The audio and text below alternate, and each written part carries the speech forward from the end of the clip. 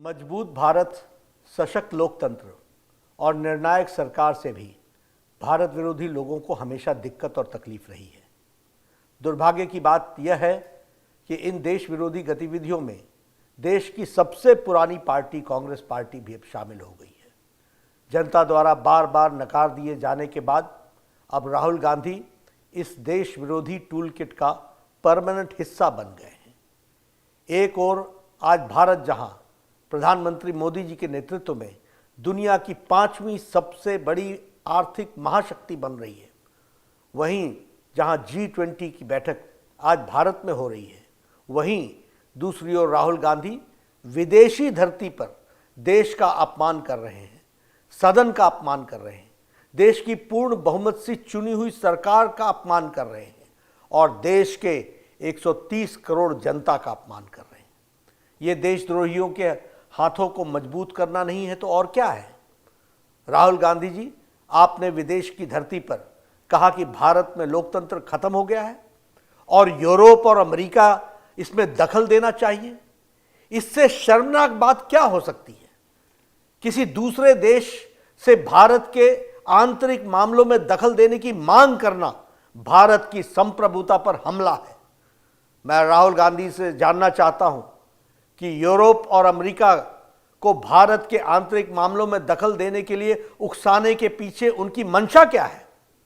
विदेशी षड्यंत्रकारियों से मिलीभगत करके आप भारत की आर्थिक घेरेबंदी और सामरिक घेरेबंदी करवाने का प्रयास कर रहे हैं। स्वतंत्र भारत के इतिहास में विषम से विषम स्थिति में भी आज तक देश किसी भी बड़े नेता ने विदेश में जाकर के विदेशी ताकतों से भारत सरकार के खिलाफ कार्रवाई करने की आह्वान नहीं किया है।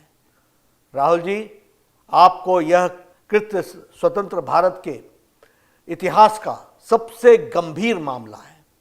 इससे जनता को भारी आक्रोश है, जनप्रतिनिधियों में भी आक्रोश दिख रहा है। हर राष्ट्रभक्त सांसद इस समय अंदर से आहत है। राहुल गांधी, आपको देश के खिलाफ इस पाप के लिए देश की जनता से माफी मांगनी ही होगी।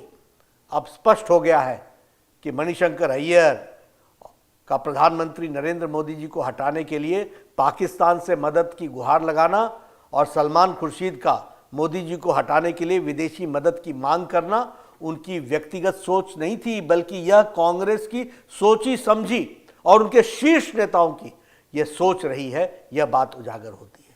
जिस इंग्लैंड ने हमें और हमारे ऊपर वर्षों तक शासन किया, उसी के सरजमीं पर जाकर राहुल गांधी ये कहें, स्वयं भारत में विदेशी ताकतों से दखल देने की मांग कर रहे हैं, यह देश का दुर्भाग्य नहीं है तो और क्या है।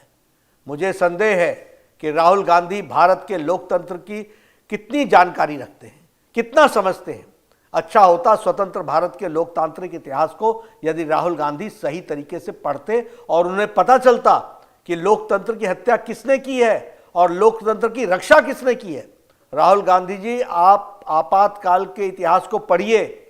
आपकी दादी माँ ने, उस समय की भारत की प्रधानमंत्री ने, आपकी कांग्रेस पार्टी की सरकार ने इस देश में 19 महीनों तक आपातकाल लगाकर लगभग 1.5 लाख बेगुनाह लोगों को, राजनीतिक कार्यकर्ताओं को, युवाओं को, वृद्ध को, महिलाओं को, सबको अकारण जेल में डाल दिया था, और वह भी Misa, maintenance of internal security act के तहत और डिफेंस ऑफ इंडियन रूल के तहत, DIR के तहत।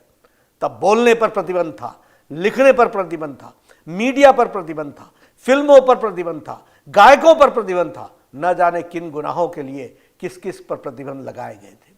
राहुल गांधी जी, आपकी पार्टी ने तो देश को सभी संवैधानिक व्यवस्थाओं को ध्वस्त किया है, न्यायपालिका को भी कमजोर करने में कोई कसर नहीं छोड़ी थी। आपकी सरकारों ने लगभग 90 बार राष्ट्रपति शासन लगाकर चुनी हुई लोकतांत्रिक सरकारों को बेवजह बर्खास्त किया है। यह होती है लोकतंत्र की हत्या।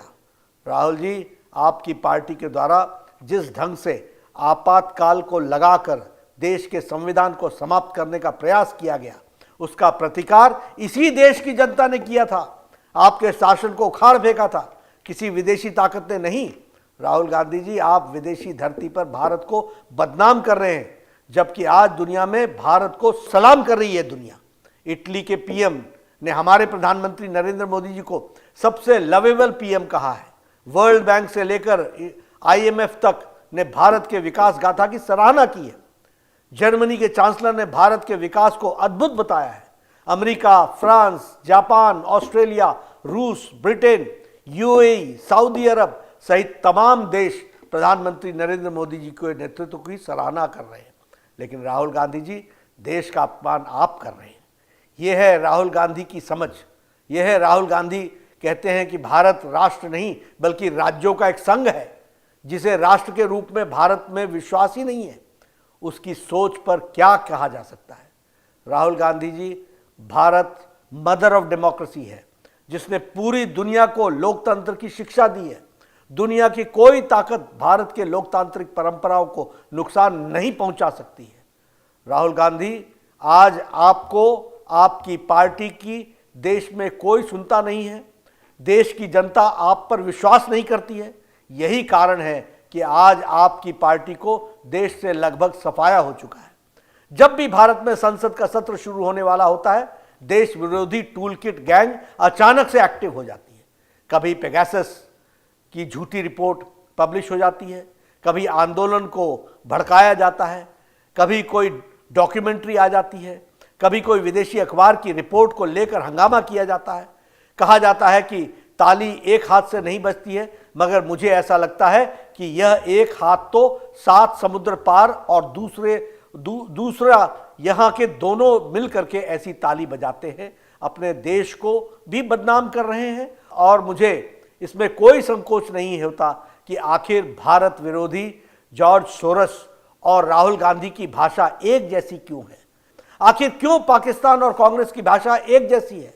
आखिर क्यों देश विरोधी कांग्रेस नेताओं की भाषा एक जैसी है।